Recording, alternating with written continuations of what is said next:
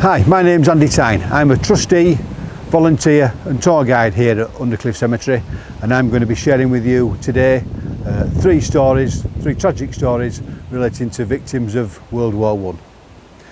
We have here at Undercliff 278 men from World War I, just World War I, from all the forces buried or remembered here. The vast majority of those buried overseas lay where they died, mostly in France or Belgium. What's very different about who we're remembering now, Henry Jagger, is where he died and where he is buried, a country perhaps where you'd least expect that to be, Germany. And here is Henry Jagger's story.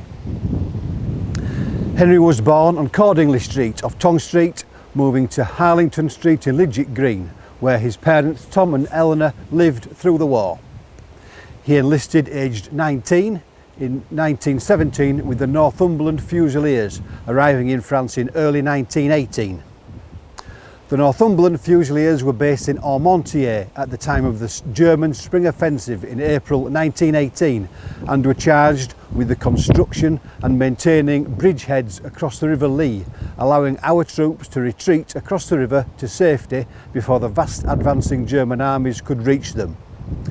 Once our troops had crossed the river and reached safety, the bridges were to be destroyed, stopping the Germans advancing further. The operation was a huge success for the Northumberland Fusiliers, apart from one platoon of C Company, Henry's platoon. Trapped the wrong side of the river when the bridges came down, Henry couldn't swim to safety, as did many of his comrades, was taken prisoner and taken to Hamelin prisoner of war camp in Germany, which held over 12,000 prisoners of war. Red Cross records indicate Henry was not injured or wounded when captured. Why, less than 4 months later in August 1918, had Henry, a perfectly fit 20-year-old soldier, died? Sadly, it's safe to accept that Henry's treatment as a British prisoner of war will have been more horrific than his trials as a soldier. Germany was suffering severe and damaging food, medicine and supply shortages from our very successful North Sea blockades, the result being prisoner of war camps were very low on the German authorities' resupply lists. The treatment many World War I prisoners endured was similar to that of our troops in the Far East in the later Second World War.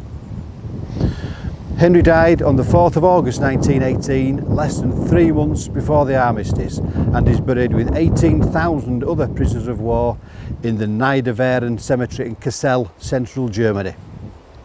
The inscription on his headstone reads, "Only beloved son of T and E Jagger, Lidget Green, Bradford, Yorkshire."